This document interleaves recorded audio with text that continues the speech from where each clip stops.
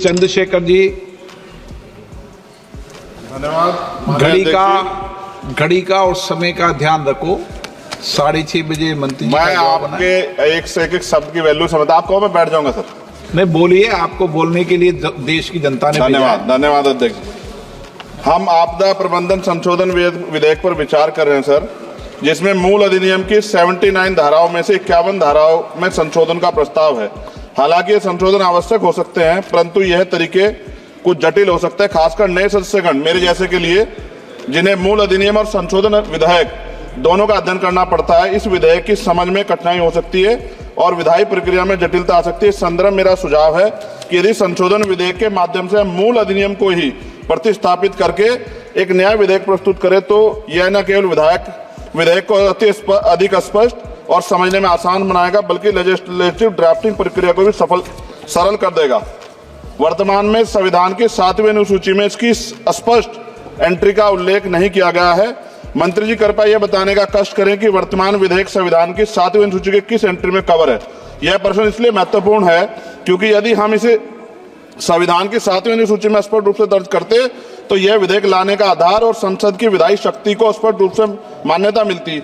इसके बिना यह विधेयक संविधान के तहत अपनी पूरी वैधता का दावा नहीं कर सकता, जिससे इसे लागू करने में होने में अस्पष्टता उत्पन्न हो सकती है। इसलिए मेरा सुझाव है भविष्य में इस प्रकार के विधेयक लाते समय संविधान की 7वीं अनुसूची में आपदा प्रबंधन के लिए एक स्पष्ट प्रविष्टि जोड़ी जाए, ताकि संसद की विधायी शक्तियां स्पष्ट रूप से विधेयक और औचित्य की तरफ पूरा करें। मेरा प्रश्न केंद्र सरकार द्वारा राज्य को आपदा के समय धनराशि और अन्य सहायता प्रदान करने की तरीके से संबंधित है। हम सभी जानते हैं कि जब भी कोई आपदा आती है, केंद्र सरकार विभिन्न राज्यों को राहत देने के लिए धनराशि और सामग्री भेजती है। हालांकि यह देखा गया कभी कभी सरकारें अपनी पार्टी शासित राज्यों में को प्राथमिकता दे, जबकि विपक्षी दल द्वारा शासित राज्यों को धनराशि कम, विलंब और भेदभाव पूर्ण तरीके से दी जाती है। इस भेदभाव का कारण राजनीतिक विवाद और आरोप प्रत्यारोप उत्पन्न होते हैं। विशेषकर जब आपदा की स्थिति गंभीर होती है तो ये भेदभाव और देरी राज्यों के लिए अधिक संकटपूर्ण हो सकता है। इसलिए मेरा सुझाव है इस विधेयक में एक स्पष्ट प्रावधान होना चाहिए, जिसमें यह सुनिश्चित किया जाए कि सभी राज्यों को आपदा के सहायता समान रूप से समान मानकों के आधार पर दी जाएगी। यदि प्रारंभिक सहायता प्रदान की जाती है तो यह सभी राज्यों के लिए समान और किसी भी राज्य में भेदभाव का शिकार उसको ना होना पड़े। साथ साथ विधेयक में यह प्रावधान है कि आपदा डाटाबेस के साथ अगर आर्टिफिशियल इंटेलिजेंस, रिमोट सेंसिंग और डाटा एनालिटिक्स जैसी टेक्नोलॉजी का इस्तेमाल कर डाटाबेस की उपयुक्तता बढ़ा सकते हैं। इस प्रावधान भी विधेयक के हों। एनडीएमए में जो आपने स्पेशलिस्ट स्टाफ रखेंगे, क्या नियुक्ति में SC, ST और OBC को आरक्षण का प्रावधान दिया जाएगा?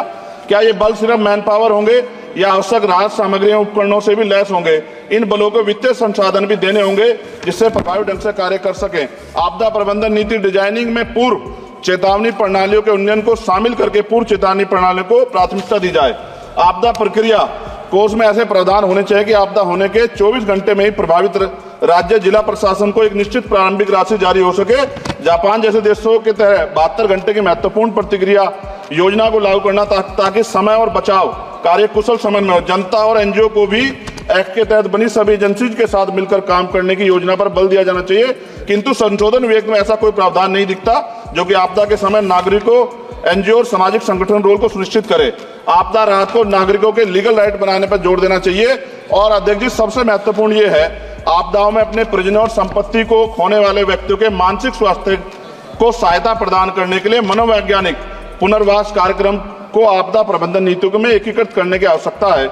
वायु प्रदूषण ये भी एक तरह का डिजास्टर है। दिल्ली और NCR के तमाम क्षेत्रों में अध्यक्ष जी इतनी बुरी हालात है, हवा जहरीली हो गई है, मेट्रो सिटी में सब जगह हाल है। इसको भी इसमें जोड़ा जाना चाहिए। लोगों का जीवन कीमती है, लोग जब सुरक्षित नहीं रहेंगे तो फिर जीवन कैसा? सर, नगीना लोकसभा क्षेत्र से मैं आता हूं सर।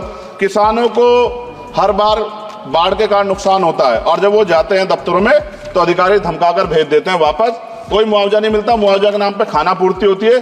सभी लोगों में चिंता है अध्यक्ष जी। इसलिए मैं माननीय मंत्री जी से मांग करूंगा कि जो मांगे हम देश में रखी हैं, अगर उनको जोड़ दिया जाए तो इसका फायदा आम जनता, किसानों, सब उन वर्गों को मिलेगा जिनके लिए हम लोग सोचते हैं। और भारत बड़ा देश है, बड़ा भूभाग है, कहीं बाढ़ है, कहीं अग्नि है, कहीं जो है रेत की समस्या है, तमाम तरह की मुसीबतें यहाँ है। तो मैं माननीय अध्यक्ष जी आपके माध्यम से सरकार से मांग करता हूं और माननीय मंत्री जी से कि इस बिल पे, जिस विधेयक को और मजबूत करें जिससे इसका लाभ जनता को। माननीय अध्यक्ष जी आपका धन्यवाद। नहीं, नए सदस्य हैं, लेकिन उन्होंने बहुत अच्छा विधेयक पर बोला है। पड़ोस वाले भी समझ लो, अच्छा है। नहीं, ये तो पुराने, यहाँ पे आप जैसे लोगों के अनुभव का लाभ मिलता है इनको, पर आप थोड़ा अनुभव ठीक दो इनको। श्री उमेश पटेल।